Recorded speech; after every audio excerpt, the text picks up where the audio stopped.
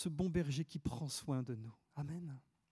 Alors, pour ce faire, on va lire un passage qu'on trouve dans le livre de 2 Rois, au chapitre 7. C'est une drôle d'affaire qu'on va voir ensemble ce matin. Et ma préoccupation, ça sera de voir comment, à travers ces versets, cette histoire qui nous semble si éloignée de nous, tant par la distance que par le temps, qu'est-ce qu'on peut en retirer comme leçon pour que chacun d'entre nous puissions grandir dans notre connaissance de Dieu. Puissions, si ce n'est pas encore fait, se réconcilier avec le Dieu vivant. Alors, c'était un temps de guerre. Il y avait une ville qui s'appelle Samarie, qui était assiégée par des Syriens. Donc vous voyez un petit peu la région dans laquelle ça se produit. Voilà, c'est en Moyen-Orient. Et donc, dans cette ville de Samarie, c'était le grand désespoir. Parce qu'ils étaient assiégés depuis déjà de nombreux jours, voire de nombreuses semaines. Et ils avaient tous faim, ils avaient tous soif. Et c'était vraiment quelque chose qu'on a du mal à imaginer, qu'on voit parfois dans les livres d'histoire. Figurez-vous qu'ils en venaient à se manger les uns les autres. Voilà, on lit ça dans le chapitre précédent, je vous en fais grâce, vous lirez chez vous si vous voulez. Mais on voit des mamans qui sont réduites à manger leurs enfants. C'est marqué dans la Bible, hein ? Parce que la Bible, ce n'est pas un conte de fées, ce n'est pas un livre à l'eau de rose. La Bible est là pour décrire ce dont l'homme est capable. Et la Bible est là pour révéler ce qui peut être dans le cœur de l'homme. Bref, c'était le grand désespoir. Et les habitants de cette ville vont connaître une grande délivrance ce jour-là. Qu'est-ce qui s'est passé ? Un homme de Dieu, un prophète qui s'appelle Élisée, alors on peut lire, vous lire avec moi si vous voulez, donc 2 Rois chapitre 7, on va lire tout le chapitre. 2 Rois chapitre 7, Élisée dit « Écoutez la parole de l'Éternel. Ainsi parle l'Éternel, demain à 7 heures, on aura une mesure de fleur de farine pour un cycle et 2 mesures d'orge pour un cycle à la porte de Samarie. » Donc, traduction, l'homme de Dieu dit « Demain, on pourra tous manger à notre faim. » Et ça paraissait complètement fou, complètement impossible. Humainement, concrètement, raisonnablement, c'était n'importe quoi. Ça faisait des semaines qu'ils crevaient la dalle, qu'ils crevaient de faim dans cette ville, parce que c'est une ville qui était assiégée donc par leurs ennemis. Et lui, il est là, il dit demain, tout le monde pourra manger. Vous imaginez un petit peu le choc. Et d'ailleurs, au verset 2, l'officier sur la main duquel s'appuyait le roi répondit à l'homme de Dieu, quand l'Éternel ferait des fenêtres au ciel, pareille chose arriverait-elle. En fait, il disait, mais c'est pas possible, ça ne marchera pas ton truc. Et Élisée lui a dit, tu verras de tes yeux, mais tu n'en mangeras point. Alors, comment Dieu va s'y prendre pour que de cette situation de siège, de grand désespoir, d'extrémité, une grande délivrance s'opère? Regardez bien. Il y avait à l'entrée de la porte 4 lépreux qui se dirent l'un à l'autre, « Quoi ? Resterons-nous ici jusqu'à ce que nous mourions ? Si nous songeons à entrer dans la ville, la famine est dans la ville, et nous y mourrons. Et si nous restons ici, nous mourrons également. Allons nous jeter dans le camp des Syriens. S'ils nous laissent vivre, nous vivrons, et s'ils nous font mourir, nous mourrons. » Ces 4 lépreux avaient l'habitude, certainement, de demander l'aumône. Ils se mettaient à la porte, et puis les gens leur donnaient de l'argent, parce qu'à cette époque-là, les lépreux, ils étaient exclus de la société, n'est-ce pas? Les gens avaient peur d'eux, parce que c'était quelque chose de contagieux, n'est-ce pas? Mais là, pas de chance. La ville, elle est fermée, barricadée. Pour cause, les ennemis l'ont assiégée. Donc les lépreux, ils n'ont plus rien. Et ils disent, si on reste là, on va mourir. Si on rentre dans la ville, eux, ils n'ont rien à manger, donc on va mourir aussi. Il ne nous reste plus qu'une chance de s'en sortir, c'est d'aller dans le camp des ennemis, les Syriens. Et là, on prend un risque, ils risquent de nous tuer, c'est vrai. Avec un peu de chance, ils nous laisseront la vie, puis comme ça, au moins, on a une chance de s'en sortir. Vous voyez leur raisonnement ? Ils partirent donc au crépuscule pour se rendre au camp des Syriens. Et lorsqu'ils furent arrivés à l'entrée du camp des Syriens, voici, il n'y avait personne. Tous les ennemis étaient partis. Et regardez ce que le Seigneur avait fait. Le Seigneur avait fait entendre dans le camp des Syriens un bruit de chars et un bruit de chevaux, le bruit d'une grande armée Et ils s'étaient dit l'un à l'autre, voici, le roi d'Israël a pris à sa solde contre nous les rois des Hétiens et les rois des Égyptiens pour venir nous attaquer. Et ils se levèrent, ils prirent la fuite au crépuscule, abandonnant leurs tentes, leurs chevaux et leurs ânes, le camp tel qu'il était, et ils s'enfuirent pour sauver leur vie. Dieu a fait un miracle. Il a fait entendre ce bruit énorme d'une grande armée qui venait les attaquer. Miracle, intervention concrète du Dieu vivant. Et puis leurs ennemis sont partis. Alors ils arrivent dans le camp et qu'est-ce qu'ils font ? Les lépreux, étant arrivés à l'entrée du camp, pénétrèrent dans une tente, mangèrent et burent et en emportèrent de l'argent, de l'or et des vêtements qu'ils allèrent cacher. Ils revinrent, pénétrèrent dans une autre tente et en emportèrent des objets qu'ils allèrent cacher. Ils étaient tout contents. Ils ont pu manger, ils ont pu en plus de manger, se constituer un trésor, n'est-ce pas, qu'ils allaient cacher. Mais au verset 9, il est dit, puis ils se dirent l'un à l'autre, nous n'agissons pas bien. Cette journée est une journée de bonnes nouvelles.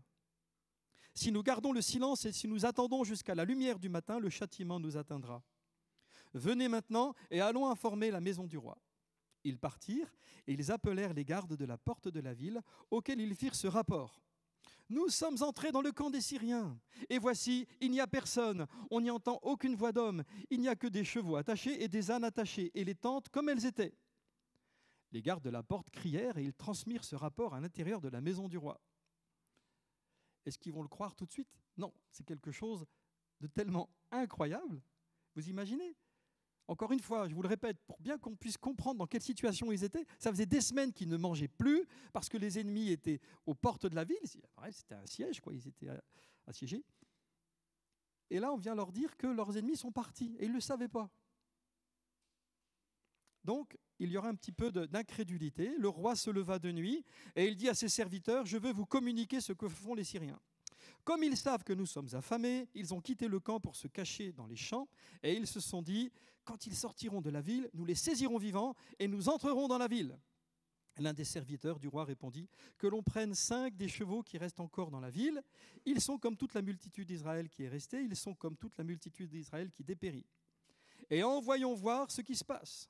Ils étaient prudents. On prit 2 chars avec les chevaux et le roi envoya des messagers sur les traces de l'armée des Syriens en disant, allez et voyez. Ils allèrent après eux jusqu'au Jourdain et voici, toute la route était pleine de vêtements et d'objets que les Syriens avaient jetés dans leur précipitation. Les messagers du roi revinrent et le rapportèrent au roi. Et ils disent, mais c'est vrai ce qu'ils nous disent les 4 lépreux. C'est pas des blagues. Ça paraît complètement fou, mais nos ennemis sont tous partis.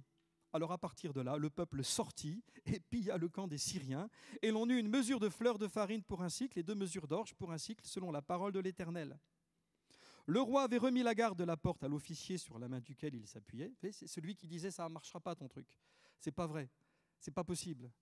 Et l'homme de Dieu lui avait dit « ah, tu le verras de tes yeux, mais tu ne mangeras pas ». Et l'homme de Dieu j'en suis où ? Mais cet officier fut écrasé à la porte par le peuple et il mourut selon la parole qu'avait prononcée l'homme de Dieu quand le roi était descendu vers lui. L'homme de Dieu avait dit alors au roi, on aura 2 mesures d'orge pour un cycle et 1 mesure de fleur de farine pour un cycle, demain à 7 heures à la porte de Samarie. Et l'officier avait répondu à l'homme de Dieu, quand l'Éternel ferait des fenêtres au ciel, pareille chose arriverait-elle ? Et Élisée avait dit, tu le verras de tes yeux, mais tu n'en mangeras pas. C'est en effet ce qui lui arriva, il fut écrasé à la porte par le peuple et il mourut. On parlera tout à l'heure de ce pauvre homme qui est mort à la porte et qui a vu la délivrance mais qui n'a pas pu y goûter. Voilà donc cette histoire. Ça va, vous l'avez en tête, elle est claire, elle est simple.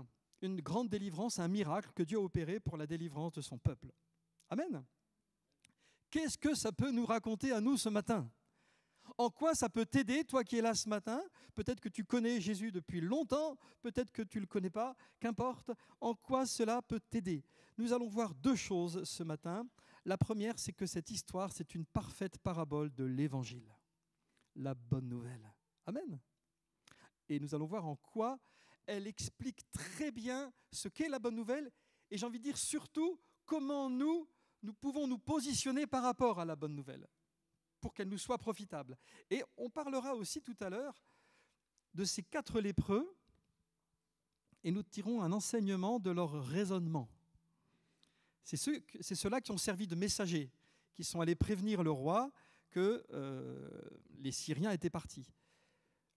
Et ça sera très intéressant de regarder comment ils ont raisonné. Donc, en quoi cette histoire nous parle de la bonne nouvelle? C'est une image de l'Évangile parce qu'il s'agit de gens qui sont malheureux, de gens qui sont désespérés, parce qu'ils sont enfermés, prisonniers. Ils sont privés de liberté. Ils aimeraient bien sortir pour aller acheter à manger, ils aimeraient bien pouvoir vivre naturellement, normalement, comme avant, mais l'ennemi est autour, ils sont assiégés et la vie est devenue plus que triste, est devenue abominable, misérable. Ils en sont venus à faire des choses vraiment terribles. Et ça, c'est l'image de beaucoup de cœurs, beaucoup d'êtres humains. Et c'est peut-être ton cas ce matin, parce que on passe tous, je crois, par des moments difficiles dans la vie. La vie ne fait pas de cadeaux, tout le monde le sait. Et des moments, vous savez, où on se sent à l'extrémité. Des moments où on n'en peut plus. Des moments où on se dit, mais je ne m'en sortirai pas. Parce qu'il y a quelque chose qui est plus fort que moi, parce que je n'arrive pas à faire ceci, cela. J'aimerais bien, c'est important pour moi, mais je ne peux pas. Et si c'est ton cas ce matin, si tu te sens empêché, si tu es réellement empêché de pouvoir marcher dans la sainteté, par exemple, si tu es empêché de pouvoir aimer ou pardonner, si tu es empêché de pouvoir vivre sans douleur, si tu es empêché d'être débarrassé de pensées d'accusation parce que tu as fait des choses que tu regrettes et tu te sens condamné, ces impossibilités-là, je veux te dire au nom de Jésus-Christ que le Seigneur est venu pour t'en débarrasser. Amen. Alléluia. C'est la force, la beauté, la splendeur de l'Évangile. Amen. Alors comment Dieu fait? Déjà, ça s'est passé à la porte de Samarie. C'était tout près. Il y avait la ville, les murailles et le camp des Syriens, d'accord? Et la bonne nouvelle, elle est proche, elle est accessible. Le royaume de Dieu s'est approché. Hein, quand les apôtres, Jean-Baptiste et Jésus lui-même annonçaient l'Évangile, il disait « Le royaume de Dieu est proche ». Ça veut dire concrètement que c'est pas loin, ça va? Merci Damien. Voilà, quand c'est proche, c'est pas loin. Ça va. Mais mine de rien, c'est bien de le savoir. Ça veut dire que c'est à portée de main. C'est à portée de main. Le royaume de Dieu s'approche parce que Jésus-Christ est venu sur cette terre. Et il est encore présent ce matin au milieu de nous. Et ça veut dire quoi s'il est proche? Ça veut dire que tu peux lui parler. Amen. Ça veut dire que tu peux t'approcher de lui. Et tu peux faire comme moi quand j'avais 18 ans et que je ne croyais pas du tout. On m'avait dit, si, tu sais, Dieu est vivant, tu peux prier, tu vas voir, il va te répondre. Moi, je n'avais jamais prié, je n'avais jamais lu la Bible. Et le soir, j'étais dans ma chambre, je me suis mis sur mon lit et je n'ai pas osé prier. Je me suis dit, non, tu as l'air trop bête, tu parles dans le vide là.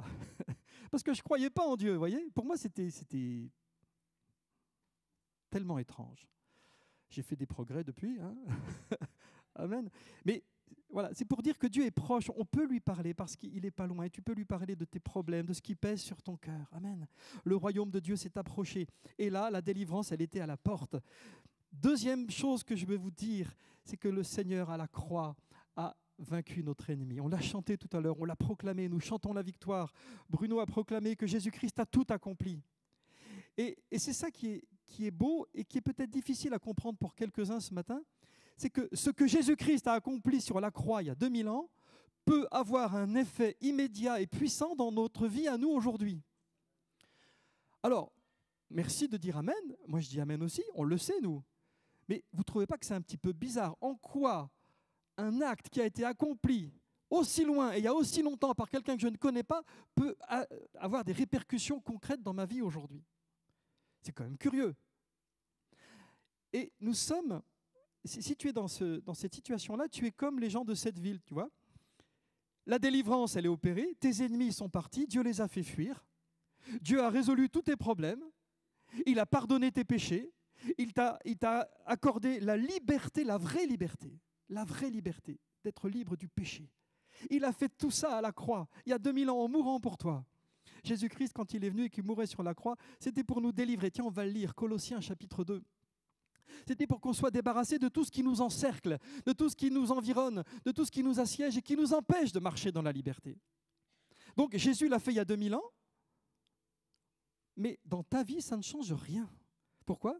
Parce que tu es encore dans les murailles.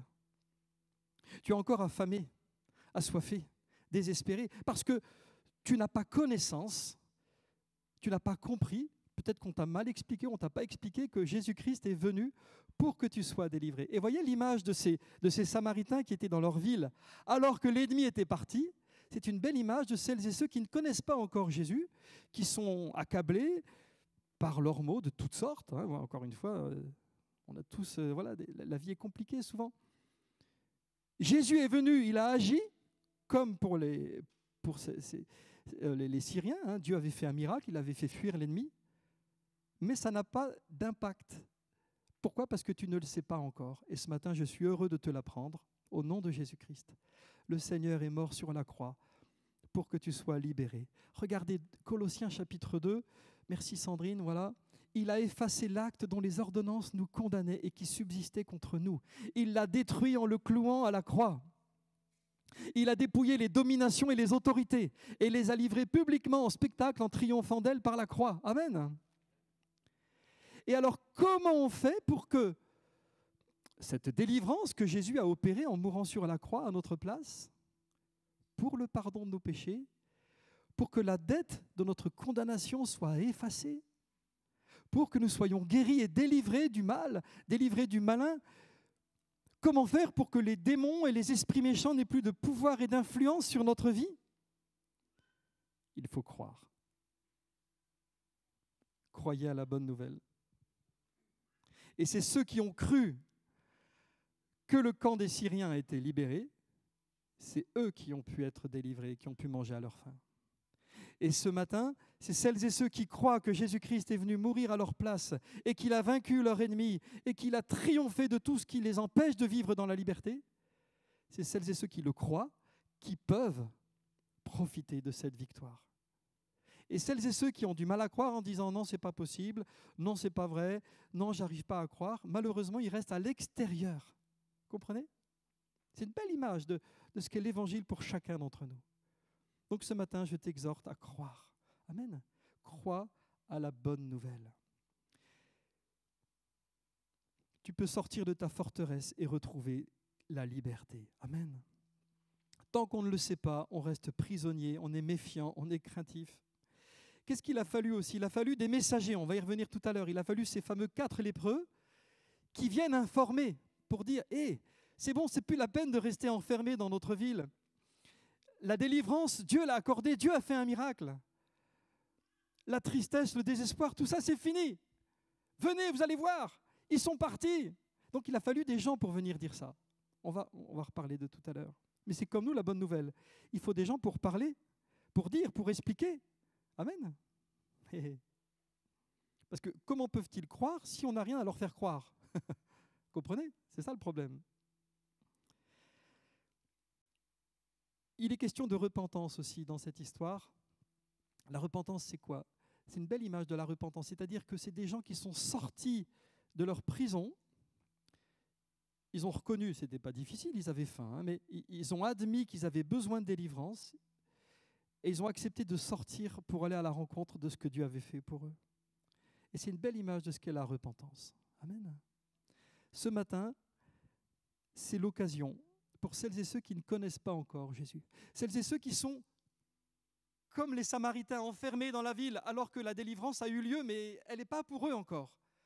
Rien ni personne ne t'empêche de croire et de dire « Seigneur Jésus, oui, ce matin je veux bien croire. J'accepte que lorsque tu es mort sur la croix, c'était pour moi aussi et que tu l'as fait pour moi aussi. Je comprends peut-être encore imparfaitement, mais j'accepte et je comprends que tu m'aimes et que tu es venu pour me délivrer. Tu es venu pour me pardonner. Et Seigneur Jésus, j'accepte de sortir de mes murailles. J'ouvre la porte et je crois et je veux être au bénéfice de tout ce que tu as prévu pour moi, de tout ce que tu as accompli à la croix, afin que ma vie change, afin que je sois délivré de tout ce qui m'oppresse et me désespère. Amen. Alléluia. C'est glorieux, c'est tellement glorieux. Et vous savez quoi ? Pour nous, celui qui a accompli la victoire, c'est Jésus-Christ. C'est pour ça qu'on l'aime de tout notre cœur. C'est pour ça qu'on est heureux de le louer, de l'adorer. C'est pour ça qu'on est heureux de le servir. Moi, je lui ai donné ma vie, j'avais 18 ans. Je dis, Seigneur, moi, je veux te servir. J'étais chrétien pendant, je ne sais plus, quelques mois. disons que je m'étais fait baptiser, quoi. J'avais 18 ans, ouais. Mais je n'avais pas encore donné ma vie au Seigneur. Je venais aux réunions, j'aimais bien, je commençais à découvrir la Bible. Et c'était le 1er novembre 1980, je ne sais plus, 7. Bref, il y a eu une réunion comme celle-ci et le pasteur a fait un appel après. Il avait prêché sur les talents. Il a dit, qui c'est qui veut donner sa vie au Seigneur? Tu as des talents, tes talents, Dieu te les a donnés pour le servir. Et c'est comme si Dieu me reprenait, comme s'il était fâché contre moi. C'est drôle, hein? Et j'étais en larmes et je me suis levé, j'ai donné ma vie au Seigneur. Amen. Et depuis ce temps-là, je ne l'ai pas reprise et je suis heureux de le servir. Parce que ce Jésus-Christ est merveilleux. Rendez compte, il est venu sur terre pour nous délivrer, pour guérir les cœurs brisés, pour pardonner nos péchés, pour qu'on puisse être libérés. Amen. Et ce matin, s'il y a des chaînes qui t'empêchent d'aimer Dieu, qui t'empêchent de le servir, crois que Jésus-Christ, lorsqu'il est venu, a réglé le problème. Amen. Ton ennemi, il le fait fuir. Alléluia. Et au nom de Jésus-Christ, aucun esprit méchant, aucune puissance, aucune domination ennemie ne peut résister. Amen. Et il s'enfuit. Alléluia. Comme les Syriens sont partis lorsqu'ils ont entendu ces bruits d'armée. Voyez ? Voilà l'évangile. Et ce matin, tu peux rentrer dans le camp des Syriens et te servir pour être béni. Amen. Je voudrais vous parler, dans cette deuxième partie maintenant, de ces fameux 4 lépreux. Parce qu'ils ont joué un rôle important. Si jamais ils avaient continué à constituer leur trésor et n'avaient rien dit au roi et aux habitants de Samarie, qu'est-ce qui se serait passé? Rien. Eux, ils se seraient gavés. Les autres, ils seraient morts dans Samarie. Et les Syriens, ils étaient déjà partis loin. Vachement intéressant. À un moment donné, il y en a un des 4 qui a dit « Ce qu'on fait là n'est pas bien. Ce qu'on fait là n'est pas bien. Nous n'agissons pas bien. Cette journée est une journée de bonnes nouvelles. Si nous gardons le silence et si nous attendons jusqu'à la lumière du matin, le châtiment nous atteindra. Venez et on va les informer. » Pour eux, c'était... Imaginez, vous êtes lépreux. Alors déjà lépreux, voilà. Vous vivez de mendicité. Mais depuis quelques semaines, il n'y a plus personne pour vous donner la pièce parce qu'ils sont enfermés dans leur ville. Et du jour au lendemain, vous arrivez dans un camp où il y a toute la nourriture, il y a toutes les affaires des gens qui sont là et elles sont pour vous, vous vous servez. Ça, c'est une belle image de l'évangile aussi, pas vrai?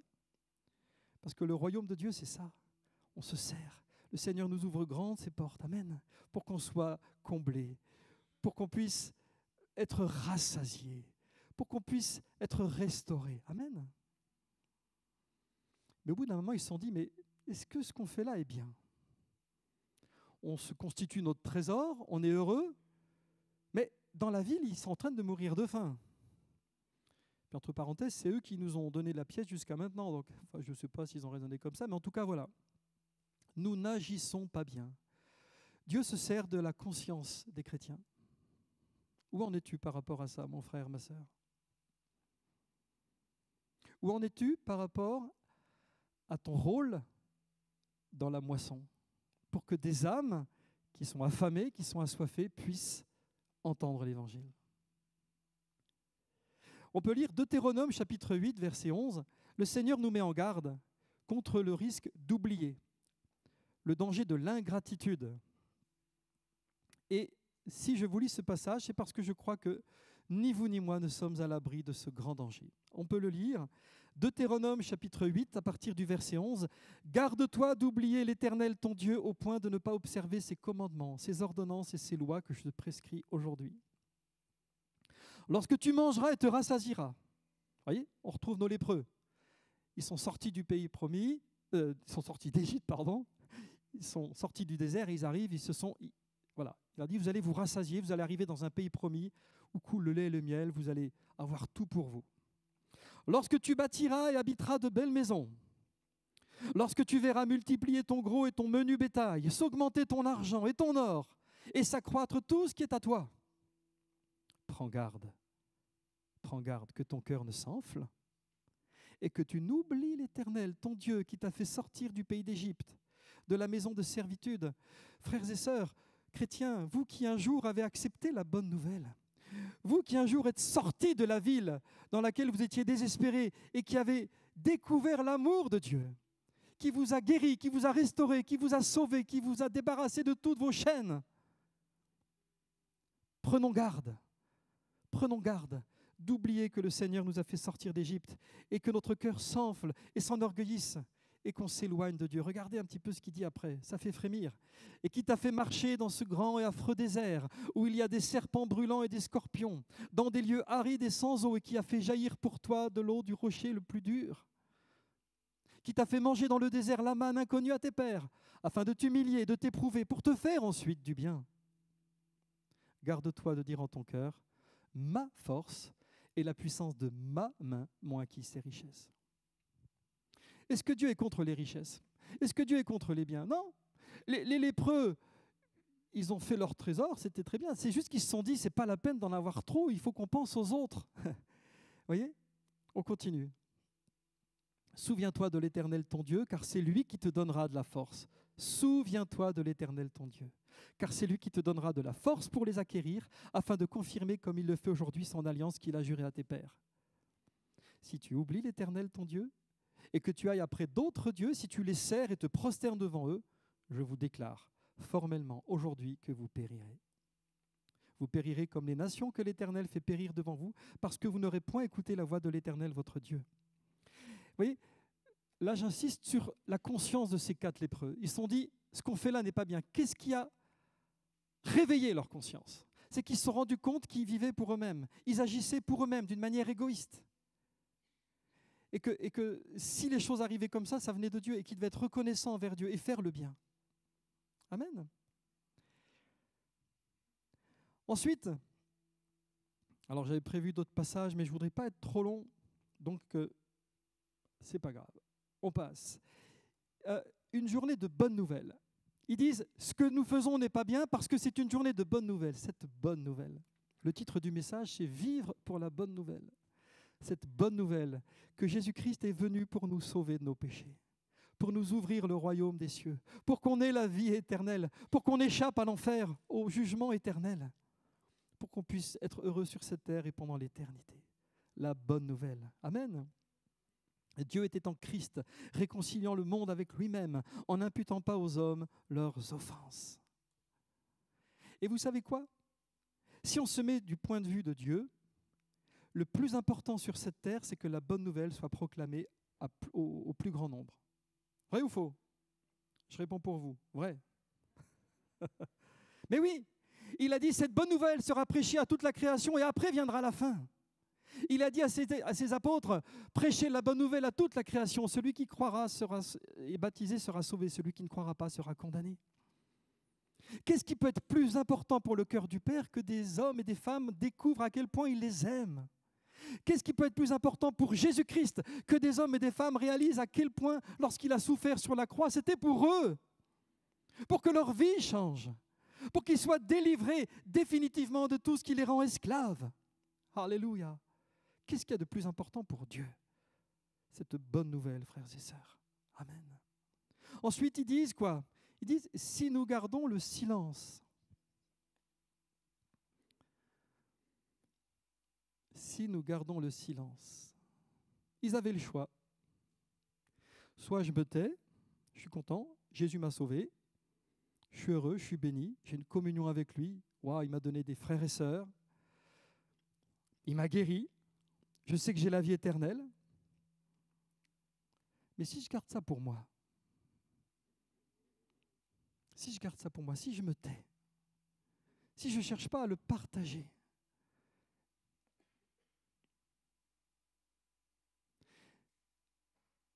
prenons l'image de l'oasis.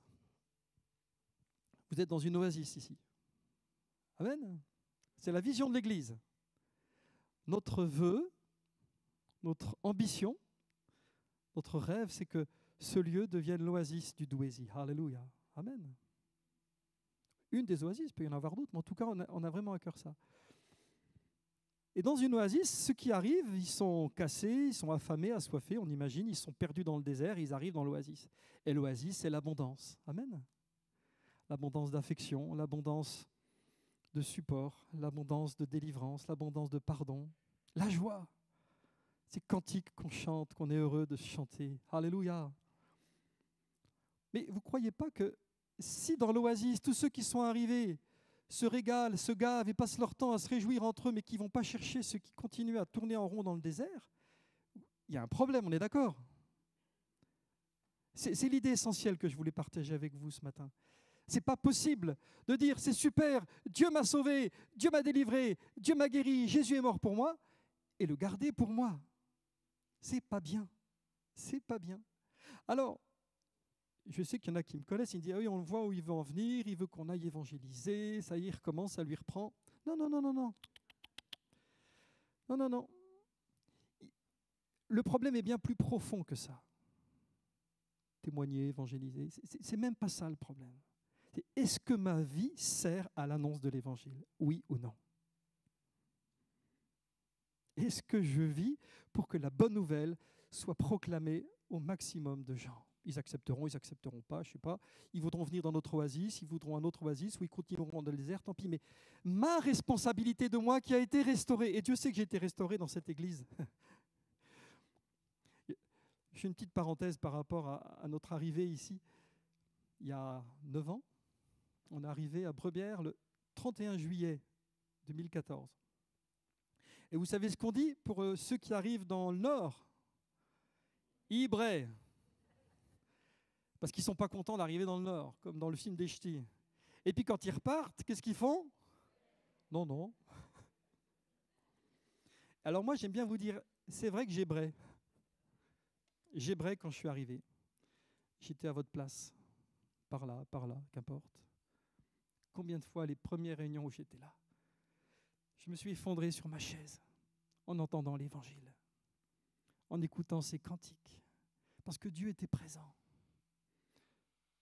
Et j'en avais besoin. C'est une époque qui n'était pas facile pour moi. J'étais affamé, j'étais cassé, j'étais épuisé. Ça ne se voyait pas trop, mais intérieurement, j'étais vraiment pas bien. Et Dieu m'a restauré dans cette église. Elle a été une oasis pour moi. Dieu m'a bouleversé. Un soir, un mardi de octobre 2017, j'étais assis là et j'ai vu le Seigneur. Pas avec mes yeux, mais c'est comme si c'était révélé à moi, avec tout son amour, et ça m'a bouleversé, ça m'a nourri. Encore aujourd'hui, je me nourris de cette vision. Et puis tout cet amour que les frères et sœurs me témoignaient, cette sollicitude, vous ne pouvez pas savoir le bien que ça m'a fait. Amen. Et je suis vraiment reconnaissant. Amen. Envers Bruno, envers Jean-Yves, envers tous les frères du conseil et chacun d'entre vous, pour tout cet amour dont j'ai bénéficié, vraiment. Parce que c'est vrai, aujourd'hui on part, mais je repars fortifié, enraciné. Amen. L'oasis, il sert à ça. Mais mon frère, ma sœur, si tu te gaves de l'évangile sans aller le partager aux autres, c'est pas bien. Alors, ça ne veut pas forcément aller parler. Vivre pour la bonne nouvelle, c'est pas forcément, pas seulement parler de Jésus et aller dire à tout le monde que tu croises dans la rue, Jésus est mort pour toi, Jésus est mort pour toi. Non, on n'est pas là. Il s'agit de la grande moisson, d'accord? Laissez-moi vous expliquer ma vision des choses. Dans la moisson, il y a 4 étapes. D'accord? On voit ça dans Matthieu 25. C'est important de bien comprendre parce que ça ne laisse plus aucune excuse à aucun d'entre nous. La première étape, c'est de semer. On sème. Ensuite, on récolte, on moissonne. Mais ce n'est pas fini. Après, on vanne, c'est-à-dire qu'on sépare la menue paille du grain, et ensuite on amasse. D'accord? C'est 4 étapes de la moisson. Il y en a qui acquiescent, voilà, merci. C'est ça. Eh bien, vivre pour la bonne nouvelle, c'est participer à ces 4 étapes-là. Il n'y en a pas qui dit, non, non, moi, ma spécialité, c'est de semer. Donc, quand c'est le printemps, il sème, puis après, il dort le reste de l'année. Vous croyez ça, vous? Mais non. Ou un autre qui dit, ben moi, quand vous aurez fini votre boulot, moi, je vais faire le travail pour ramasser, je vais construire, je vais entretenir les locaux pour... voilà. Mais non. Dans la grande moisson, chacune des 4 étapes concerne chaque ouvrier, frères et sœurs. Amen. Où en es-tu dans ta vie? Où en es-tu dans la vision de ta vie? Où en es-tu dans les choix de ta vie par rapport à cette mission que Dieu nous donne? Prêchez la bonne nouvelle à toute la création. Faites des disciples. Ne restez pas à vous gaver dans le camp des Syriens ou dans votre oasis. Il y a plein de gens qui meurent de faim. Amen. Il y a plein de gens qui meurent de faim spirituellement. Ils ne savent même pas que Jésus est mort pour eux. Ils ne savent même pas que Dieu existe. Ils ne savent même pas qu'il y a une solution à leurs problèmes. Ils ne savent même pas que tout est possible à celui qui croit. Et qui va leur dire? Ceux qui ont déjà compris ça. Alléluia. Et alors ça peut être en moissonnant, en accueillant les gens dans l'église, en essayant d'en faire des disciples par exemple. Ça peut être... Vanner, c'est quoi? Vanner, c'est l'exhortation, on s'exhorte les uns les autres, on prie les uns pour les autres, pour se sanctifier les uns les autres. Amasser, c'est quoi? C'est entretenir les locaux. Vous voyez, ceux qui ont nettoyé les toilettes cette semaine, eh ben, ils participent à l'annonce de l'évangile, pas vrai? Oui ou non? Bien sûr que oui. Bien sûr que oui. Et je parle d'eux, mais on pourrait dire ça de tous ceux qui contribuent à ce que les réunions soient animées et vécues, à ce que les locaux soient propres et bien entretenus. Tout ça, c'est la même entreprise. Vous comprenez? Amen. Est-ce que ta vie participe à cette grande entreprise qu'est l'annonce de la bonne nouvelle?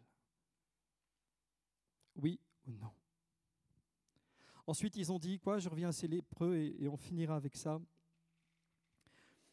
Ils ont dit, sinon le châtiment nous atteindra. Alors là, je sais qu'il y a différentes manières de voir les choses et je ne veux pas polémiquer. Je pense qu'on a une responsabilité et qu'on prend le risque que Dieu nous en veuille un peu quand même si on ne prend pas notre responsabilité à cœur. Voilà ce que je crois. 1 Corinthiens chapitre 9, verset 16. Et ce sera le dernier verset qu'on lira. Ensuite, on va prier. C'est l'apôtre Paul. Il dit, si j'annonce l'évangile, ce n'est pas pour moi un sujet de gloire, car la nécessité m'en est imposée, et malheur à moi si je n'annonce pas l'évangile. Amen. Alléluia. Et je me retrouve personnellement dans cette phrase de l'apôtre Paul. Je sais qu'il m'a sauvé pour que je participe à l'annonce de l'évangile, d'une manière ou d'une autre. Et si vous avez à cœur de prier pour Françoise et moi, priez pour que nous puissions continuer et encore plus être participants de cette œuvre merveilleuse qu'est l'annonce de l'évangile. D'une manière ou d'une autre, il y a 1000 manières d'annoncer l'évangile. Amen. Alléluia. Voilà, ce passage de 2 Rois, chapitre 7, nous permet de réfléchir à notre responsabilité. Et je vous renvoie chacun à vos choix, à vos vies, à la vision de votre vie. Quelle est la perspective? Qu'as-tu prévu de faire avant que la mort vienne te chercher? Est-ce que lorsque tu seras devant le grand maître, il pourra te dire « Rentre, bon et fidèle serviteur » ? Parce que tu as compris que je suis mort, j'ai souffert pour l'humanité et tu as fait en sorte que les gens le sachent. Alléluia. On veut prier, frères et sœurs. Amen. Que chacun d'entre nous puisse vraiment se tenir devant Dieu et se poser la question, mais qu'est-ce que je fais de ma vie?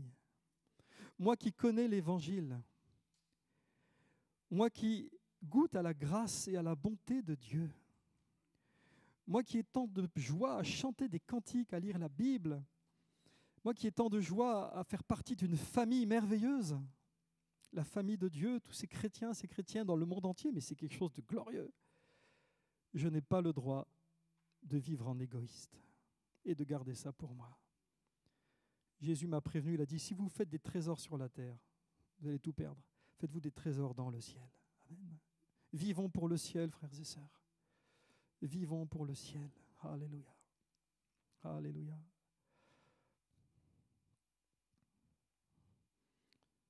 Avant de prier, je vous laisse chacun réfléchir à vous-même.